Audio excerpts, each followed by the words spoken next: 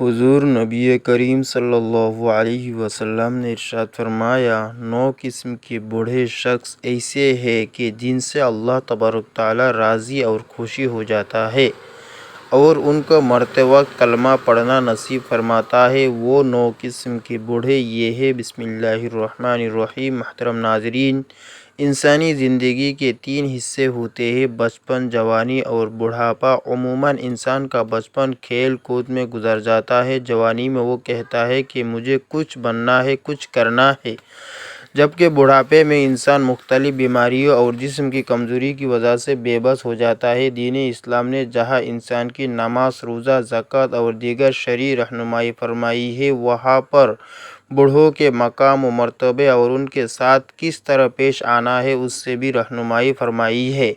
ماں باپ کی خدمت، عزت کرنے کا حکم دیتے ہوئے اللہ تبارک تعالیٰ ارشاد فرماتا ہے، اور تمہارے رب نے حکم دیا ہے کہ اس کے سوا کسی کی عبادت نہ کرو اور ماں باپ کے ساتھ اچھا سلوک کرو۔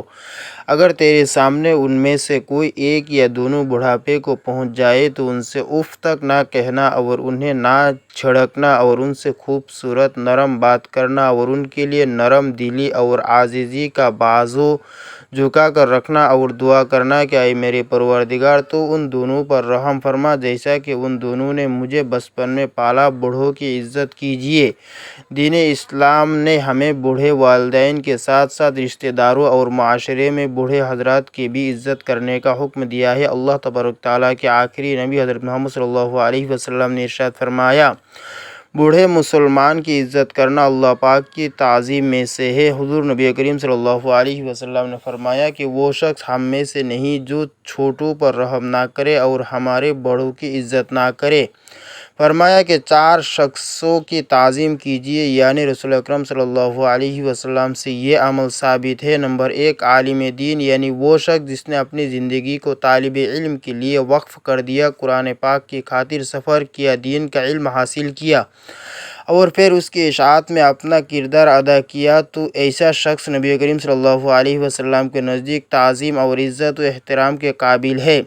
نمبر 2، بوڑھا شخص، یعنی کوئی مسلمان یا کسی دوسرے مذہب سے تعلق رکھنے والا ایسا مرد ہے یا عورت کہ جس کا جسم بڑھاپے کی عمر کی پہنچ چکا ہے اور وہ اپنی زندگی گزارنے کے لیے دوسرے کے سہارے کا محتاج ہے، تو ایسا شخص نبی کریم صلی اللہ علیہ وسلم کے نزدیک احترام اور عزت کے قابل ہے، اور اس معاملے میں مذہب کی بھی کوئی قید نہیں۔ خواہ وہ بوڑھا شخص کسی بھی مذہب سے تعلق رکھتا ہو، تو مسلمانوں کے لیے انسانیت کی بنیاد پر اس کا احترام لازم ہے۔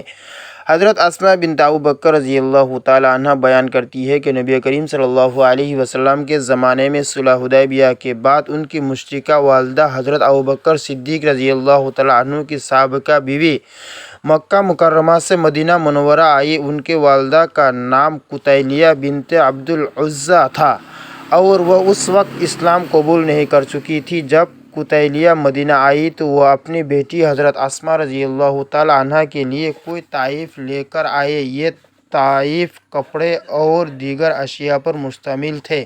حضرت اسماء رضی اللہ تعالی عنہا نے اپنی والدہ کی آمد اور تحائف کے معاملے میں تذبذب محسوس کیا، کیونکہ ان کی والدہ مشرکہ تھی اور وہ دین اسلام پر نہیں تھی۔ اس لیے حضرت اسماء نے سوچا کہ کیا ان کی والدہ کے ساتھ اچھا سلوک کرنا اور ان کے تحائف قبول کرنا درست ہوگا یا نہیں۔ اس تذبذب کے سبب حضرت اسماء رضی اللہ تعالی عنہ نبی اکرم صلی اللہ علیہ وسلم کی خدمت میں حاضر ہوئی اور سوال کیا، یا رسول اللہ صلی اللہ علیہ وسلم، میری والدہ مشرکہ ہے، وہ میرے پاس آئی ہے اور تحائف لائی ہے، کیا میں ان کے ساتھ صلہ رحمی کروں، یعنی رشتہ داری کا حق ادا کروں؟ تو نبی کریم صلی اللہ علیہ وسلم نے ان کی بات سن کر ارشاد فرمایا، ہاں، اپنے والدہ کے ساتھ صلہ رحمی کرو اور ان کے حقوق ادا کرو۔ والدین کے حقوق کی ادائیگی دین سے مشروط نہیں۔ نبی کریم صلی اللہ علیہ وسلم کے اس فرمان سے یہ سبق ملتا ہے کہ والدین کے ساتھ حسن سلوک کرنا ایک بنیادی انسانی اور اسلامی فریضہ ہے، چاہے والدین مسلمان ہو یا غیر مسلم۔ اسلام رشتہ داری اور صلہ رحمی کو بہت اہمیت دیتا ہے کہ اگر رشتہ دار دین اسلام پر نہ ہو تب بھی ان کے حقوق ادا کرنا ضروری ہے۔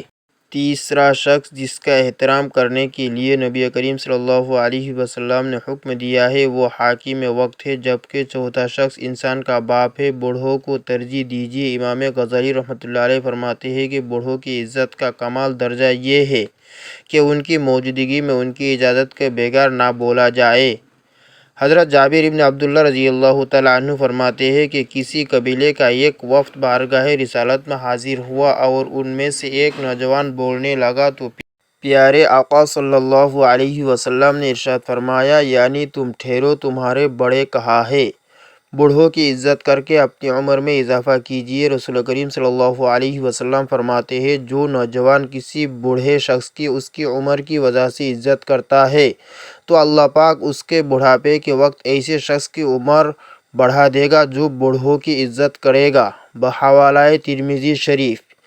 امام غزالی رحمۃ اللہ علیہ یہ حدیث پاک نقل کرنے کے بعد فرماتے ہیں کہ اس حدیث پاک میں لمبی عمر کی بشارت ہے اور اس سے معلوم ہوتا ہے کہ بوڑھوں کی عزت کرنے سے عمر میں اضافہ ہوتا ہے۔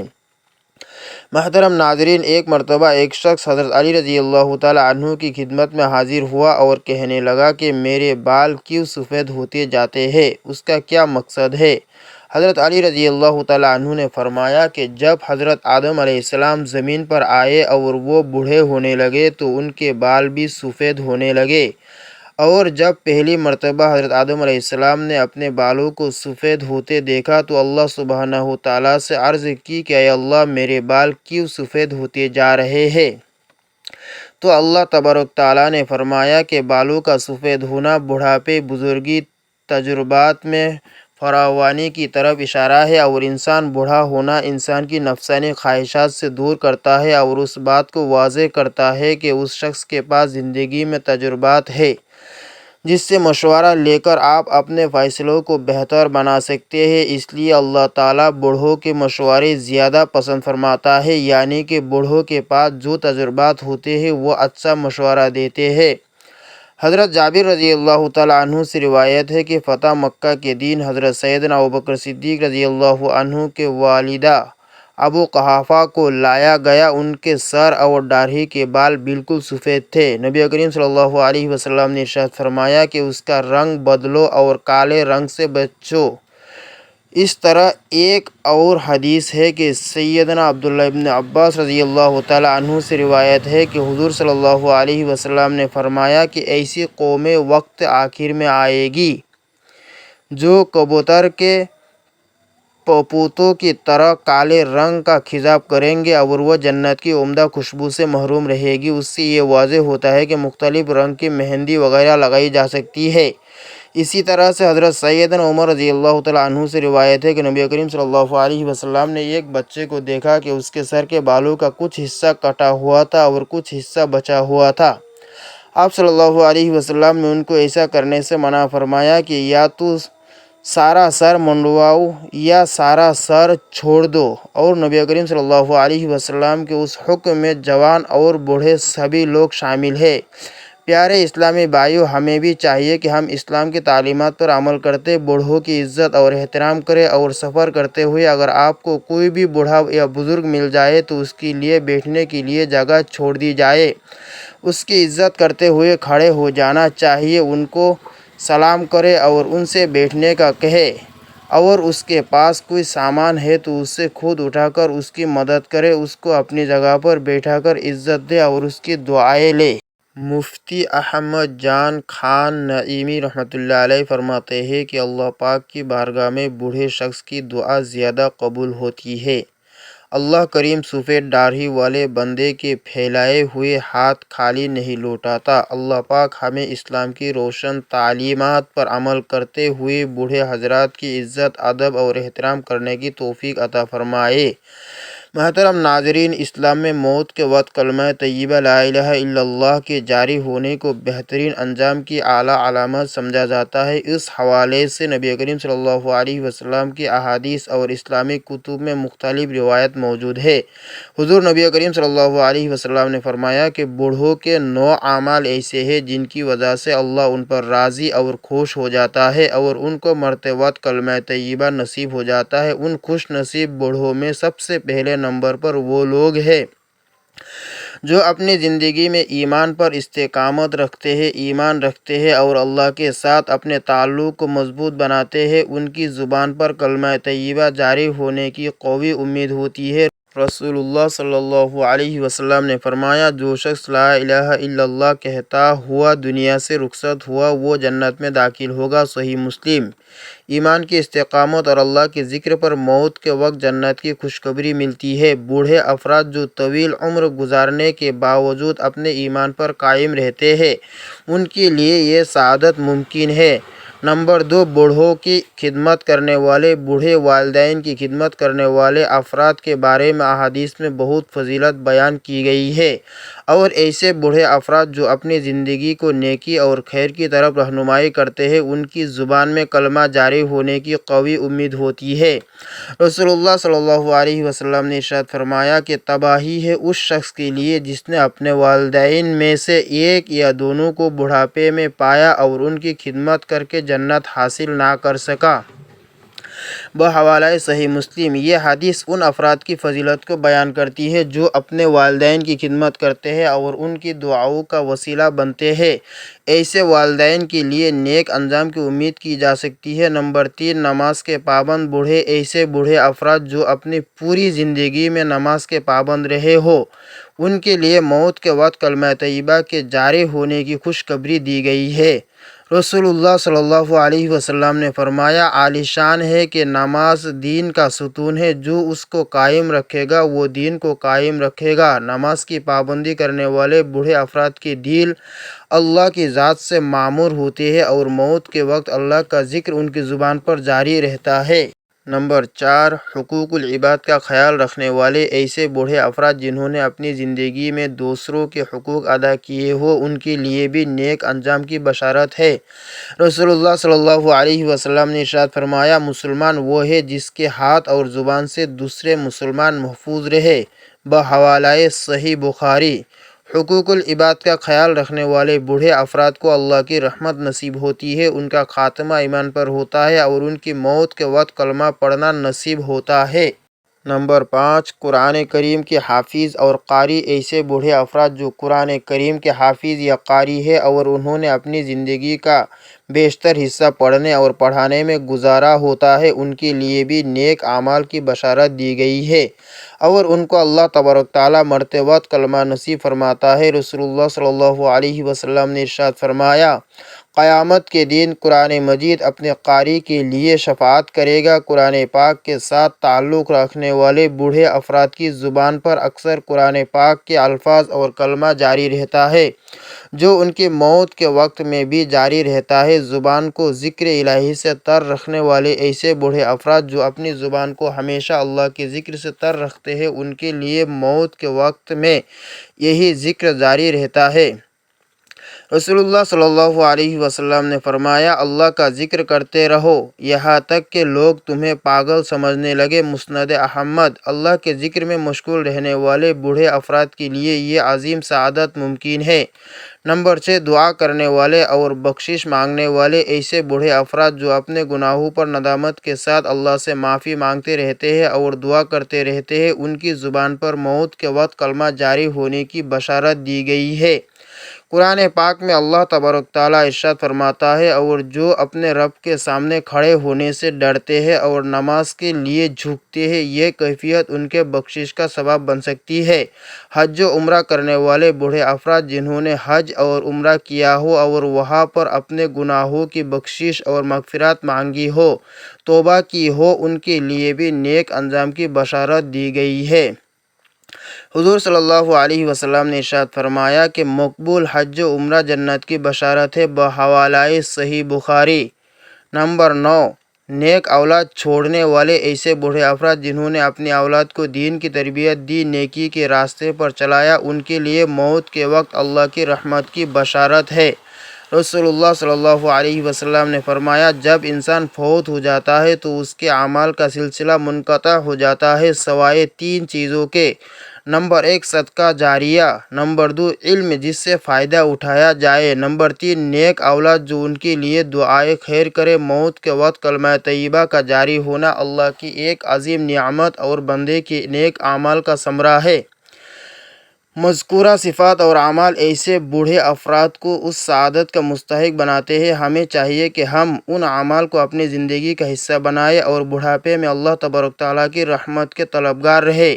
محترم ناظرین، بڑھاپے انسان کی زندگی کا وہ مرحلہ ہے جب طاقتیں کمزور پڑ جاتی ہیں، جسمانی قوت جواب دے جاتی ہے اور دنیاوی دلچسپیوں کی جگہ آخرت کی فکر بڑھ جاتی ہے۔ یہی وقت ہوتا ہے جب بندہ اپنے گزرے ہوئے اعمال پر غور کرتا ہے اور دل چاہتا ہے کاش زندگی نیک اعمال میں گزرتا۔ اس لیے بڑھاپے دراصل اللہ کی طرف پلٹنے اور توبہ کرنے کا بہترین موقع ہے، کیونکہ رسول اللہ صلی اللہ علیہ وسلم نے فرمایا کہ اللہ تعالیٰ اس بندے کو بہت پسند فرماتا ہے جو اپنی جوانی میں بھی عبادت کرے اور بڑھاپے میں بھی اللہ کے حضور جھک جائے۔ بڑھاپے کے نیک اعمال میں سب سے پہلے نماز کی پابندی آتی ہے، کیونکہ یہ ایمان کی علامت اور آخرت کی کامیابی کی کنجی ہے۔ اسی طرح قرآن کی تلاوت اور ذکر الہی میں دل لگانا بڑھاپے کو نورانی بناتا ہے۔